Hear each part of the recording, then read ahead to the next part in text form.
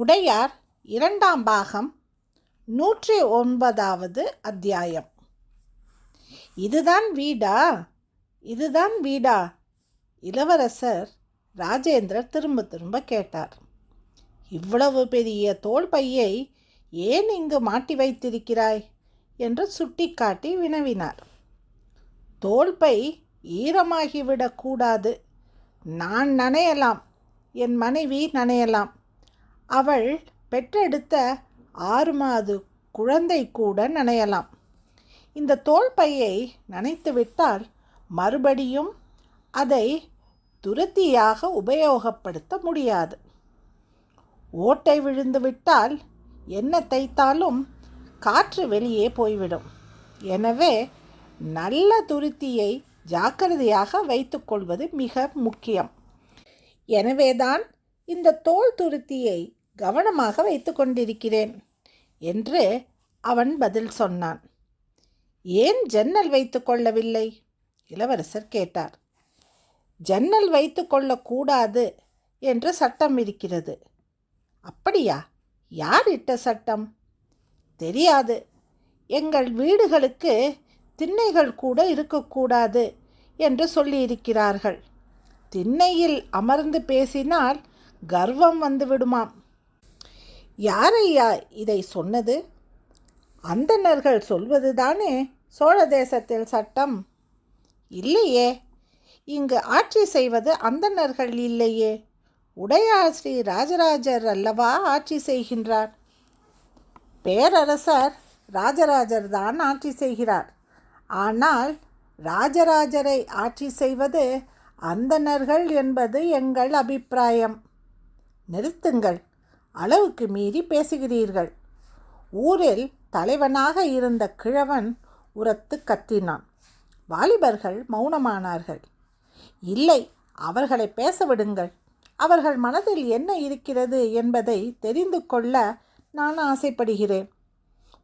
புதிதாய் சில விஷயங்கள் என் எதிரே வந்து நிற்கின்றன. நீங்கள் அதிகம் வேதனைப்படுகிறீர்கள், மனது மருகி இருக்கிறீர்கள் என்பது என்னுடைய அபிப்பிராயம்.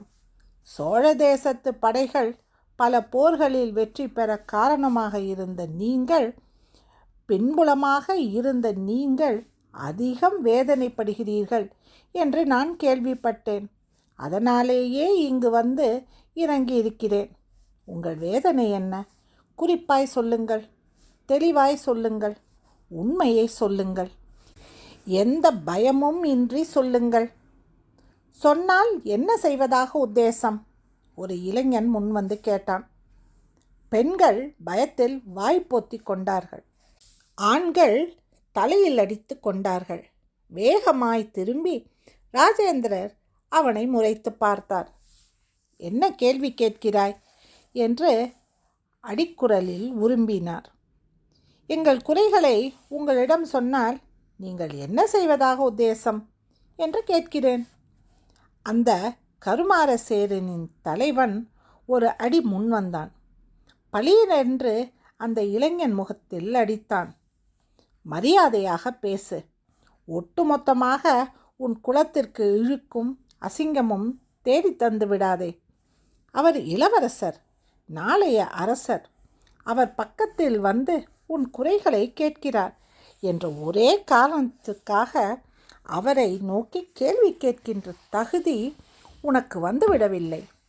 உன்னை அண்மையில் வரவழைத்ததற்காகவே அர்த்தமற்ற கேள்விகளை அவரிடம் கேட்டுவிடாதே என்று கர்ஜித்தான்.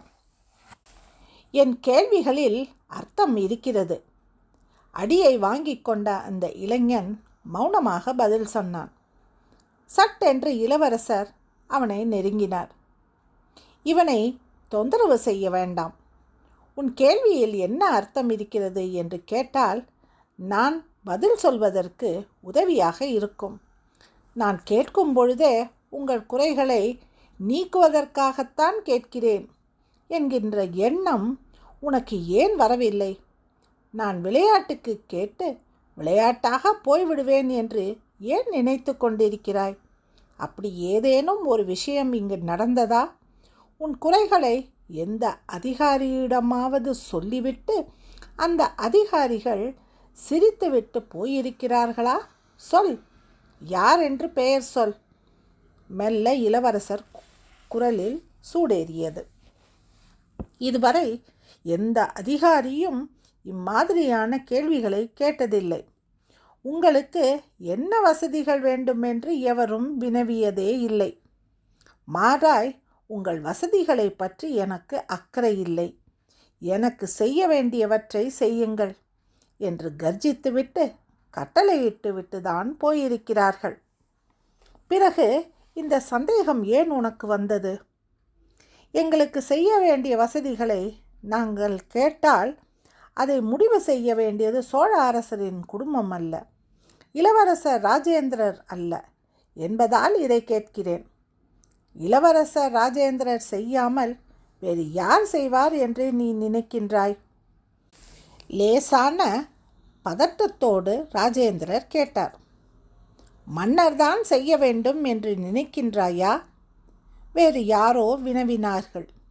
இல்லை, சோழ மன்னர் ஸ்ரீ ராஜராஜராலும் நாம் கேட்கின்ற கேள்விகளுக்கு பதில் சொல்ல முடியாது, நமக்கு உதவி செய்ய முடியாது.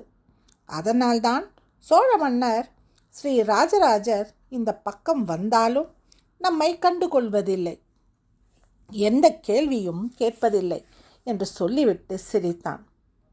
ராஜேந்திரர் முன்னேறினார். பளீரென்று வில்லால் அடித்தார். அந்த இளைஞன் அடித்தாங்காமல் சுருண்டு தரையில் விழுந்தான்.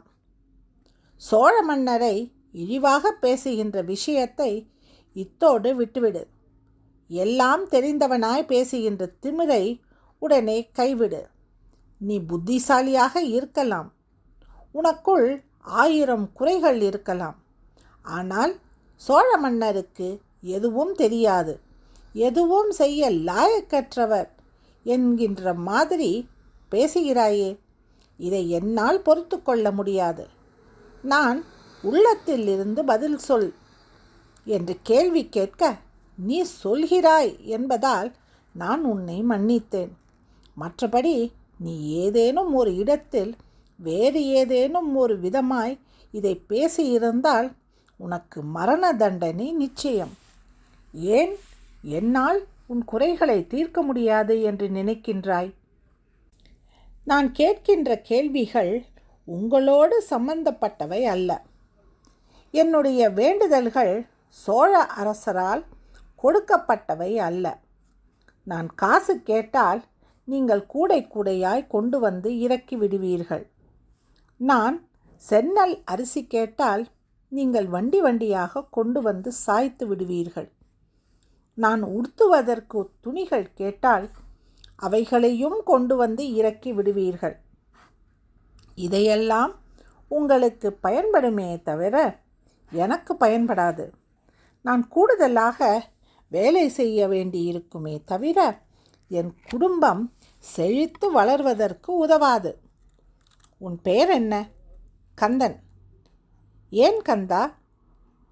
ஏன் பூடகமாகவே பேசுகிறாய்? ஏன் முடியாது என்ற விஷயத்தை மட்டுமே சொல்லிக் கொண்டிருக்கிறாய்? எதனால் முடியாது என்பதை விரைவாக சொன்னால் என்ன? நான் சூட்சமமாக சொல்லிவிட்டேன் இளவரசே. ஸ்ரீ ராஜராஜர் இந்த சோழ தேசத்தை ஆளுகின்றார். ஆனால் ஸ்ரீ ராஜராஜரை ஆட்சி செய்வது அந்தணர்கள். வைதீக ஆகம விதிகளை நிர்ணயிக்கின்ற குருமார்கள். வைதீக வேலைகளை செய்து கொண்டிருக்கின்ற சோழ தேசத்து முன்குடும்பி சோழியர்கள். இவர்கள்தான் மனு தர்மத்தை படித்துவிட்டு அதன்படி நடக்க வேண்டுமென்று பல்வேறு விதிமுறைகளை உருவாக்கி இருக்கிறார்கள். அவர்களை கேட்டுத்தான் அரசர்கள் இங்கு அரசாட்சி செய்கின்றார்கள். நான் கேட்கின்ற பல உதவிகள் எங்கள் குடும்பம் வளமாகவும் திடமாகவும் வாழ வழி செய்யும். அதற்கு அவர்கள்தான் குறுக்கே நிற்கின்றார்கள். எங்களுக்கு அந்தவித உதவிகளும் அந்தவித சௌகரியங்களும் வந்துவிடக்கூடாது என்பதில் மிக மும்மரமாக இருக்கின்றார்கள். உனக்கு என்ன வேண்டும் கந்தா? இளவரசர் உரக்க கத்தி கேட்டார். கூட்டம் மௌனமாக இருந்தது. அதிகாரிச்சி கூட்டத்தோடு கூட்டமாய் கலந்தபடி அவர்கள் பேச்சை கேட்டுக்கொண்டிருந்தாள். மேலும் சிலரை உள்ளுக்குள் புகுந்து அருகே நிற்கும்படி பணித்தாள். இன்னும் 2 ஆட்களை உடனடியாக தஞ்சைக்கு போய் இளவரசர் குடந்தையிலிருந்து அனுப்பிவிட்டார். இரவுக்குள் தஞ்சைக்கு வந்து விடுவார் என்று செய்தி சொல்லி அனுப்பினாள். முணுமுணுப்பாய் அவள் கட்டளைகள் இட்டு கொண்டிருப்பதை ராஜேந்திர சோழரின் வீரர்கள் 2 பேர் கவனித்து கொண்டிருந்தார்கள். மௌனமாக பார்த்து கொண்டிருந்தார்கள். இந்த விஷயம் ஒன்றும் புதிதல்ல இளவரசே. இது 3 ஆண்டுகளுக்கு முன்பே மெல்ல பேசப்பட்டது, அடக்கப்பட்டது, மறுபடியும் அடுத்த ஆண்டு பேசப்பட்டது, அடக்கப்பட்டது. உடையார் ஸ்ரீ ராஜராஜ தேவர் 3ஆம் முறையாக இது பற்றி கேட்டு எங்களுக்கு உதவி செய்யலாம் என்று வந்தபோது வெகு தீர்மானமாக அந்தணர்கள் அதை எதிர்த்தார்கள்.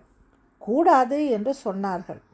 3ஆம் முறையும் இது அமலுக்கு வந்து எந்த உதவியும் செய்வதற்கில்லை என்று நிராகரிக்கப்பட்டது. தஞ்சையில் உள்ள கருமாறர்கள், குறிப்பாக கருத்தாட்டங்குடி கருமாறர்கள் இதை அரசர் முன்பு வைத்து அவமானப்பட்டிருக்கின்றார்கள். நொந்து போய் ஊருக்கு திரும்பியிருக்கிறார்கள். ஊரை சுற்றியுள்ள மற்ற ஜாதி ஜனங்கள் இவர்கள் கேட்டதையும் இவர்கள் நிராகரிக்கப்பட்டதையும் வைத்து உரக்க கேலி செய்து கொண்டு இருக்கிறார்கள். இப்பொழுது அந்த தேசத்து கருமாறர்கள் வெளியே வர, ஜனங்களோடு பழகவே வெட்கப்படுகின்றார்கள். மருகி போய் நிற்கின்றார்கள். நீங்கள் உதவ வேண்டுமா என்று கேட்பானேன், நாங்கள் வாயை திறந்து சொல்லுவானேன். நீங்கள் முடியாது என்று மறுப்பானேன். ஊர் சுற்றி நின்று கேலி செய்வானேன். தேவைதானா எங்களுக்கு? நீங்கள் கேட்காமலேயே போயிருக்கலாம். நாங்களும் மௌனமாகவே புழுங்கி உள்ளுக்குள்ளேயே செத்து கொண்டிருக்கலாம். என்ன உதவி என்று சொல்ல முடியாது. ஏன், உங்களால் செய்ய முடியாது. உதவி செய்ய முடியாதவர் உதவி என்ன வேண்டுமென்று கேட்பதும் அபத்தம். இளவரசர் வேகமாக வாளை உருவினார். மற்ற வீரர்களும் வாளை உருவினார்கள். கூட்டம் சரசரவென்று ஒதுங்கிக் கொண்டது. அந்த இளைஞன் மட்டும் தனியாக நின்றான். தலை குனிந்து வெட்டுங்கள் என்பது போல் கை கட்டி நின்றான். வாளால் அந்த வீரனுடைய முகத்தை இளவரசர் ஸ்ரீ ராஜேந்திரர் நிமித்தினார். ஒரு பெண் ஓடி வந்து இளவரசர் காலை பற்றி கொண்டார். இவர் என் கணவர். இவருக்கு தயவு செய்து உயிர் பிச்சை கொடுங்கள். இவர் ஏதேனும் தவறு செய்திருந்தால் நாடு கடத்தி விடுங்கள். நாங்கள் இந்த இடத்தை விட்டு போய்விடுகின்றோம். தயவு செய்து இவரை கொன்று என்னை விதவையாக்கி விடாதீர்கள். மீறி இவரை நீங்கள் வெட்டி கொன்றீர்கள் என்றால் நானும் இந்த இடத்தில் தீயில் பாய்ந்து இறந்து போவேன். இது சத்தியம் என்று மண்ணில் அறைந்தாள். வெறிக்க மண்டியிட்டபடி இளவரசரை பார்த்தாள். இளவரசர் வாளை உறையில் போட்டுக்கொண்டார். திரும்பி மேடை மீது ஏறி அரச மரத்தின் மீது சாய்ந்து கொண்டார். அங்கு இருக்கும்படி அந்த கூட்டத்தை வெறிக்க பார்த்தார். இன்று இரவு எனக்கு இங்கு உணவு தயாராகட்டும். உங்களோடு அமர்ந்து உணவு உண்ணப் போகிறேன். வெகு விரைவில் உணவு வேண்டும். எனக்கு பசிக்கிறது. கட்டிலுக்கு ஏற்பாடு செய்யுங்கள் என்று சொல்ல மிகப்பெரிய மரக்கட்டில் கொண்டு வந்து போடப்பட்டது. அதன் மீது துணிகள் விரிக்கப்பட்டன. தலையணை வைக்கப்பட்டது. பெரிய பனை விசிறிகளோடு பெண்கள் அருகே வந்து நின்று கொண்டார்கள். இளவரசர் சுருண்டு அதில் படுத்து கொண்டார். மெல்லிய போர்வை அவர் மீது போர்த்தப்பட்டது. வெயில் தாழும் நேரத்திற்கு அவர் கண்கள் மூடி சுருண்டு படுத்து கொண்டார். ஆழ்ந்து உறங்கினார். ஊர் சந்ததி செய்யாமல் அவர்கள் வேலையை கவனித்து கொண்டார்கள். கருமார் புலத்திலிருந்து சம்மட்டி சத்தமோ புகையோ எழவில்லை என்பது தொலைதூரத்தில் இருந்து அந்தணர் குடியிருப்பில் தெரிந்தது. என்ன என்று பார்த்து வர 2 பேர் கிளம்பினார்கள். 109வது அத்தியாயம் முடிவடைந்தது.